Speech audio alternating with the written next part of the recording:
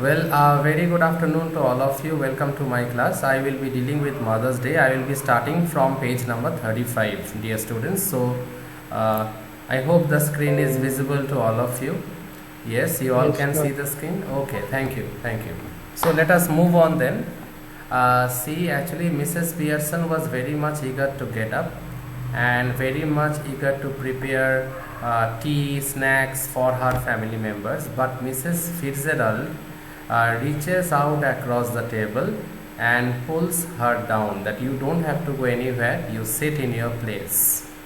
Now see, Mrs. Fitzgerald, let them wait or look after themselves for once. Please make them a bit self-independent. Why they means obviously her family members. Why they will be always depend on you. Okay, let them do work on their own. You just give them some time, let them also do on their own. Why should every time you will be guiding them? This is where your foot goes down. That means Mrs. Fitzgerald, she is saying to Mrs. Pearson, this is the problem with you. So to rectify it and let them work on their own. Now I am moving a bit down. I already told you I will be skipping some lines. Mrs. Fitzgerald, I know you mean well. In fact, I agree with you. But I just can't. And it's no use you trying to make me. If I promise you, I would really have it out with them. I know I wouldn't be able to keep my promise. Now see, Mrs. Pearson, she is admitting that whatever Mrs. Fitzgerald told her, absolutely right. It is absolutely right. And see, this line is important. In fact, I agree with you. Whatever you told me, I very much agree with you, but I can't help it because I can't go against them. I love them unconditionally. I know they are thoughtless and selfish. My family members are thoughtless and selfish, but sadly, I can't go against them. So let me move on. Mrs. Fitzgerald, then let me do it. Okay, fine. Then you don't have to do anything. Okay, let me take the initiative. Mrs. Pearson, oh no, thank you very much. No, Mrs. Fitzgerald, it's my family matter. Let me handle it in my own way. You don't have to take this initiative. Okay, that wouldn't do at all. No, if you try to interfere, being an outsider, being my neighbor, inside my family matters, then obviously the rest of my family members won't take it very well. Okay, they might protest. See, it couldn't possibly be somebody else. They would resent it at once and wouldn't listen, and really I couldn't blame them. Yes, they won't listen, they might protest, and I don't want a quarrel or an unpleasant situation to happen in the house. Now see this line, I know I ought to do it, but you see how it is. She looks apologetically across the table, smiling rather miserably, as if Mrs. Pearson is totally helpless. She can't do anything right now. She had to bear it. She had to bear this erratic mentality of her family members. Okay, now you see I am scrolling a bit down. Okay, is there any doubt up to this? Dear students, any sort of confusion, you can ask me. Any sort of confusion is there? If not, No, sir. okay. So let us move on. Mrs. Fitzgerald, you haven't got the idea. Mrs. Pearson is shocked. I am sorry. I thought you asked me to let you do it. I did, but not as me, as you. This is a very important line. Yes, I did, but not as me, as you. Now see, Mrs. Pearson, but I don't understand.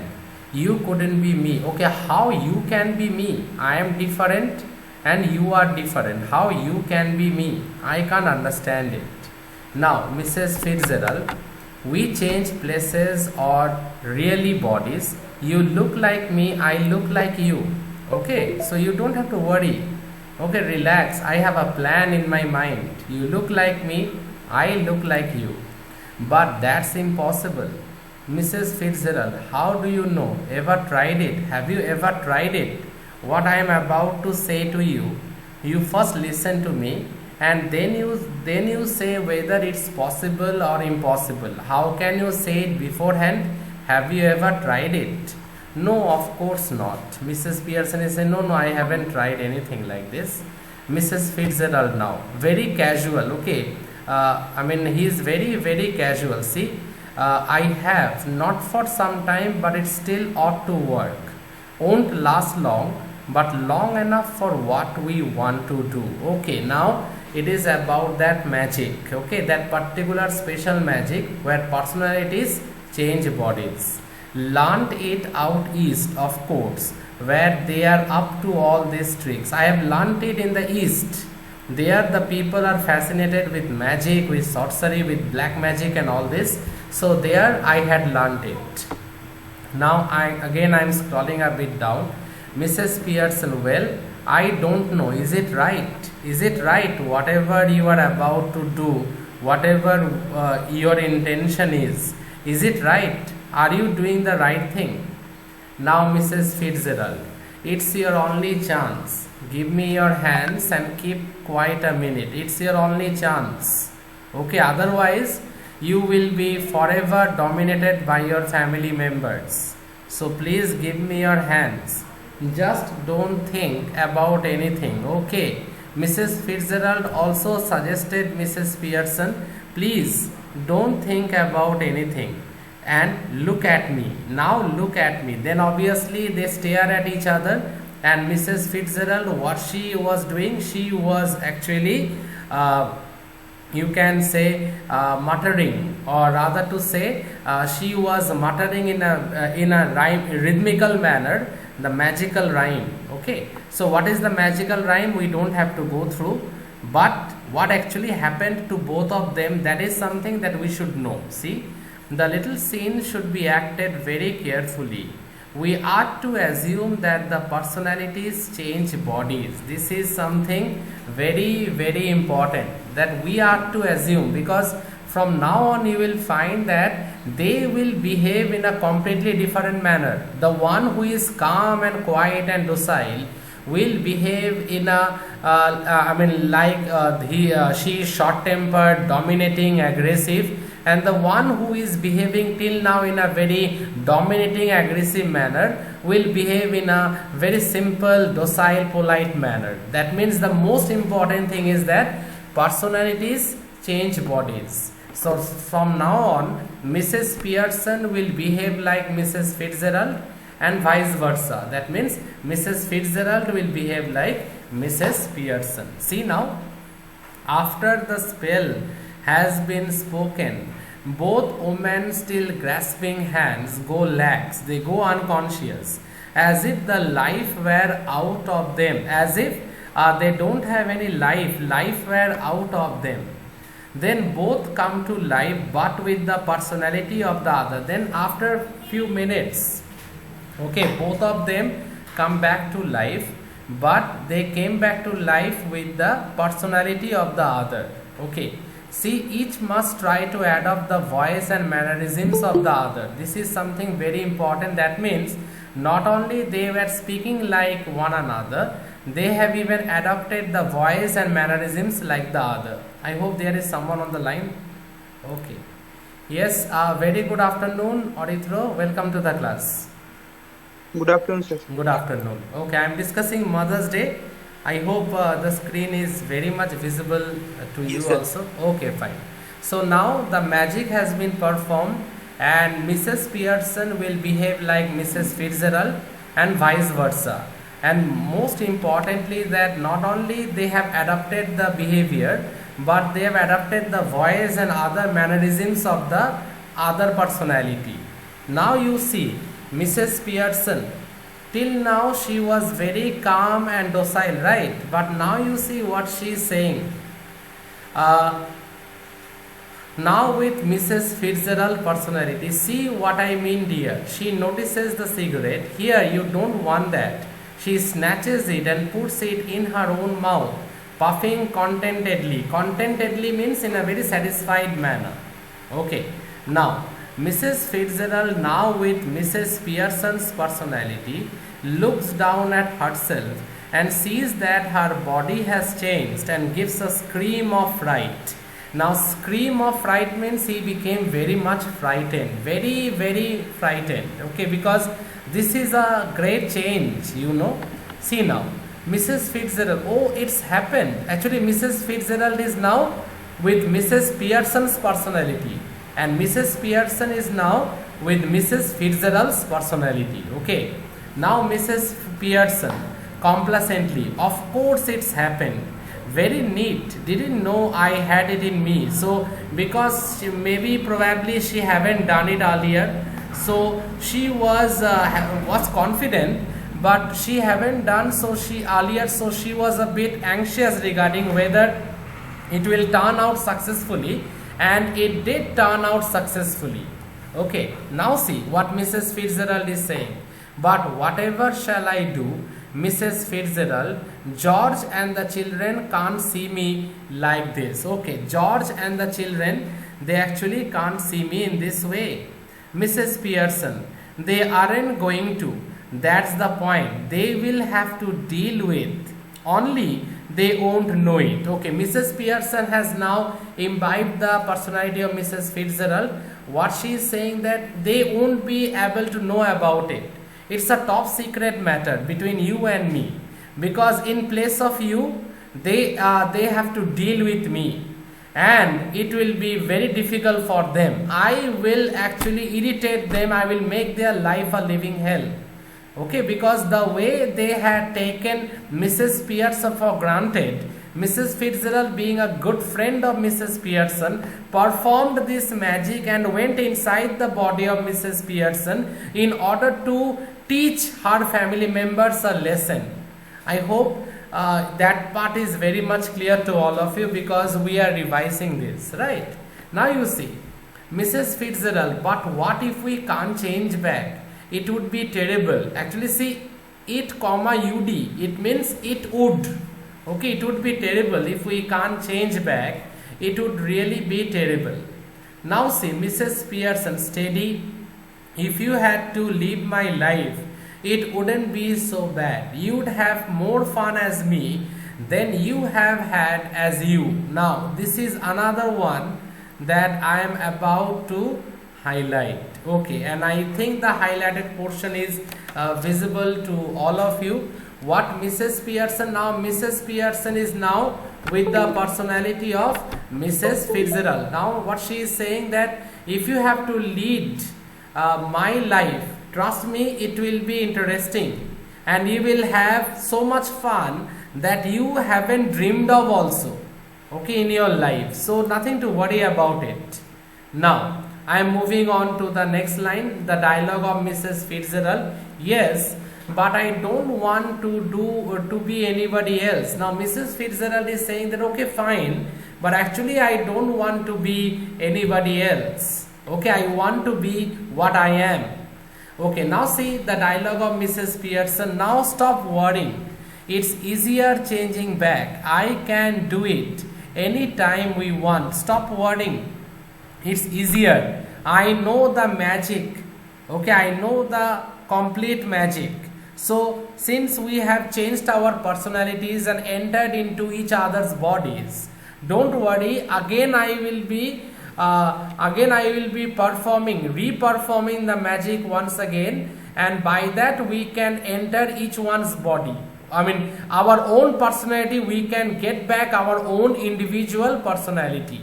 I can do it anytime we want. I can do it means what? I can do the magic, okay, anytime we want. So you don't have to worry about it. And if you have to lead my life, trust me, it is far more enjoyable than you have ever dreamed of. Okay, now you see what Mrs. Fitzgerald had to say. Remember, Mrs. Fitzgerald with the personality of Mrs. Pearson, and Mrs. Pearson with the personality of Mrs. Fitzgerald. See, well, do it now. Now I am moving on. Mrs. Pearson, not likely. I have got to deal with your family first. That's the idea, isn't it? Didn't know how to begin with them. You said, Well, I will show you. I will show you that how to deal with your family members. You are saying many a times that you don't have any confidence how to deal with them. Don't worry, I will show it to you how exactly to deal with your family members. Mrs. Fitzgerald, but what am I going to do? Okay, fine. You will be dealing with my family members. You have performed this magic, but what about me? Where should I go?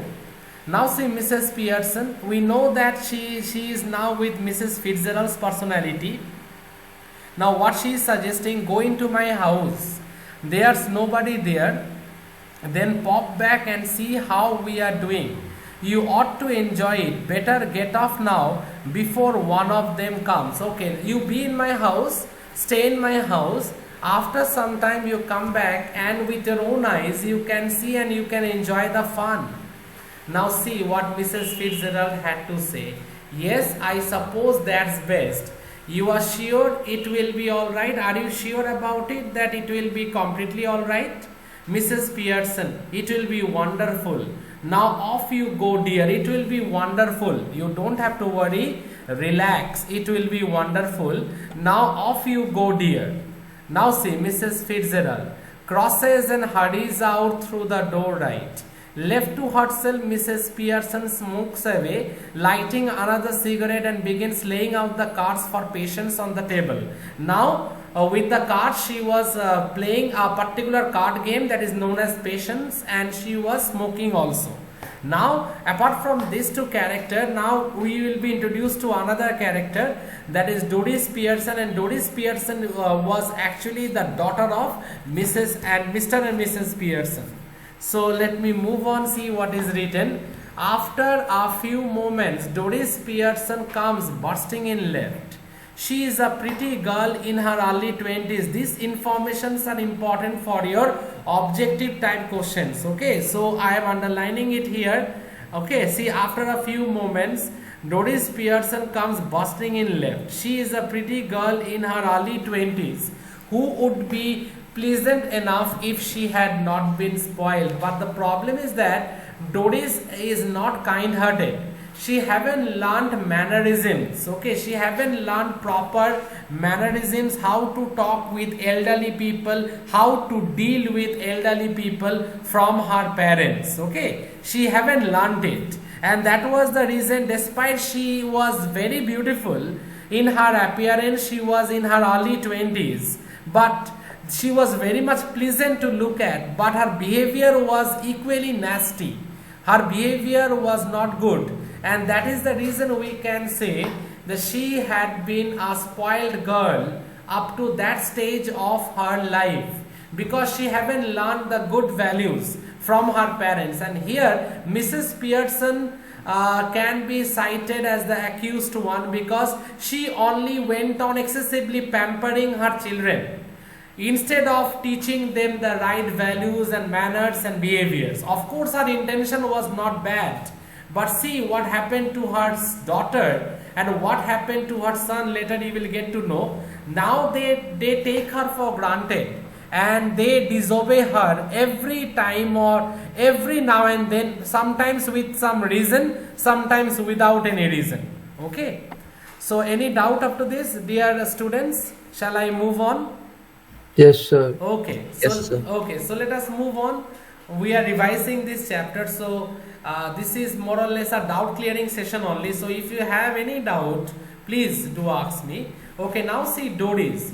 Before she has taken anything, Mom, you will have to iron my yellow silk. I must wear it tonight. Yes, you have to iron my yellow silk dress. I have to wear it. She now sees what is happening and is astounded. Astounded means she is very surprised. That means she saw something. That is the reason she is very surprised. What are you doing? Because obviously, she haven't seen her mother smoking, and later you will find that both the brother and the sister, they haven't seen their mother drinking also. Now Doris noticed that her mother was smoking. So see, Mrs. Pearson now uses her ordinary voice. but her manner is not flattering and apologetic but cool and incisive, because normally Mrs. Pearson's body language is that she always remains nervous, anxious, apologetic. But the most important thing is that Mrs. Fitzgerald, okay, Mrs. Fitzgerald, after imbibing the person, after getting inside the body of Mrs. Pearson, okay, now her behavior was very casual, very casual towards whom? Towards Mrs. Pearson, towards Doris, Mrs. Pearson's daughter. Okay, see, Mrs. Pearson not even looking up. What do you think? I am doing whitewashing the ceiling. Can't you see what exactly I am doing? Now Doris is still surprised. But you are smoking. Mother, I haven't seen you like this. That's right, dear. No law against it is there. There is no law against it. No law is there against it. I can smoke. But I thought you didn't smoke. Then you thought wrong. Now what Mrs. Pearson is saying, that you thought wrong. If you thought previously that I didn't smoke, then you are wrong. Doris, are we having tea in the kitchen? Have it where you like, dear. Because, and please don't bother me. Wherever you like to have your tea, you can have it. Now Doris, do you mean it isn't ready? That means the tea isn't ready yet. Yours isn't. I have had all I want. Might go out later and get a square meal at the Clarendon. Clarendon is actually the name of a restaurant. Okay, now Mrs. Pearson, we know that she had imbibed the nature, the mannerisms, the behavior of Mrs. Pearson. She is saying that yours isn't, I have prepared and I had taken also. Now later in the evening, in the late evening, I can actually have a square meal at the Clarendon. It's actually a very posh restaurant. Okay, and normally here young boys and girls, they go. Now that is the reason Dory got a surprised. Okay, because she can't believe her ears. She is saying that who will go with you? Okay, now you see Mrs. Pearson, I might, who do you think? I will go, I don't need anyone. Dory is staring at her. Mother, what's the matter with you? Why you are behaving in this manner? You are behaving in a very absurd manner. You are behaving in an erratic manner. What's wrong with you? Why you are behaving in this way? Now see what Mrs. Pearson had to say. Don't be silly, Doris. It's not me that's being silly, and I must say it is bit too much when I have been working hard all day and night, and you can't even bother to get my tea ready. Did you hear what I said about my yellow silk? They don't know how to, she doesn't know how to talk with her mother, even why I am blaming her. Even their father, that means Doris and Cyril's father, he also had no way, no manners also to behave or talk with his wife. Okay, and see now Doris is ordering, what about my yellow silk dress? I will be going on a date with Charles Pensy, as you know. Okay, you all know about it. So that is the reason she asked Mrs. Pearson that what about my silk dress, or rather to say more specifically, what about my yellow silk dress? Have you pressed it? Have you ironed it? Mrs. Pearson, very casual, no. Don't you like it now? I never did. No, I didn't. I never did. If you want, you can. I never did it. Now Doris, of course I like it, and I am going to wear it tonight. So I want it ironed. Yes, I like it. Of course I like it. That is the reason I told you previously only, please iron it. Okay, no, you are going to iron it for me. You always do. Now this is the problem with Mrs. Pearson, because from the very beginning she used to do every sort of household manual work for her family members, and that is the reason Doris, this line is important. I am going to wear it tonight, so I want it iron. Want it iron, what do you think it's going to do? Iron itself. That means what Mrs. Pearson is saying, that what, who will iron? You have to iron it yourself only. Now in reply to that, look what Doris is saying.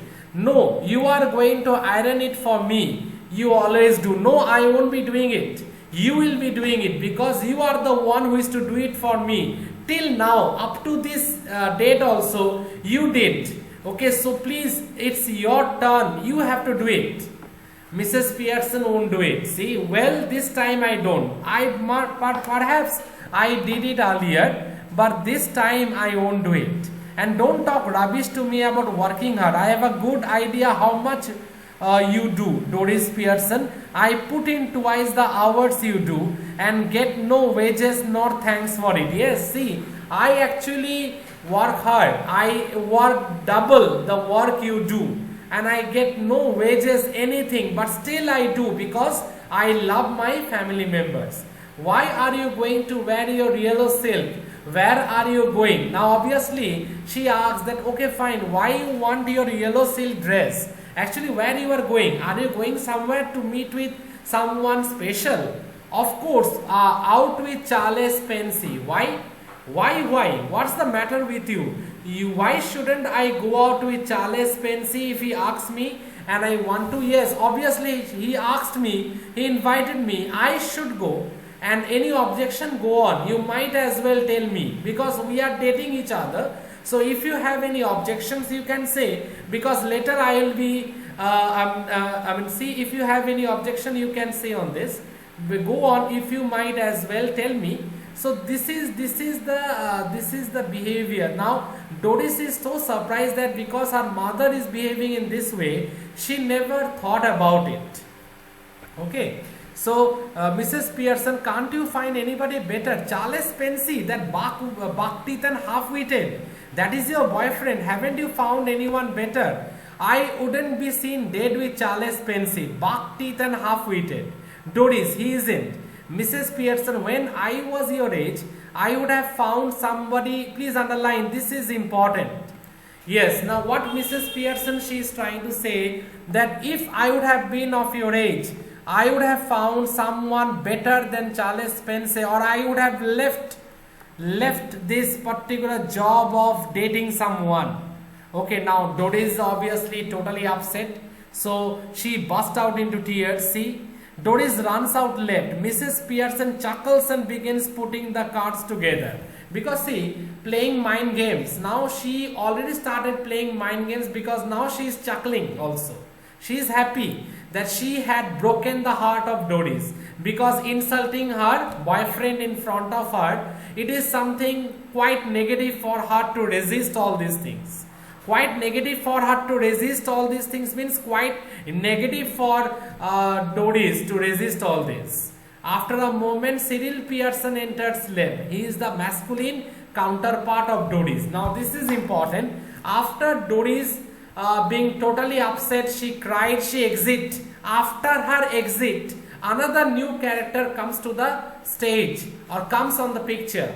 Now, who is this new character? It is Cyril Pearson. And Cyril Pearson was actually the brother of Doris Pearson and the son of Mr. and Mrs. Pearson. Okay. So, I am leaving you all up to this. I have done up to the masculine counterpart means his behavior is same like that of Doris. That means he also never respects the elderly persons, haven't learned any good values, and of course most importantly humiliates, abuses and insults his own mother. That's the most pathetic thing. That means his way of talking with his mother is exactly similar to Doris Pearson's way of talking with Mrs. Pearson. Okay, that means that she only pampered them.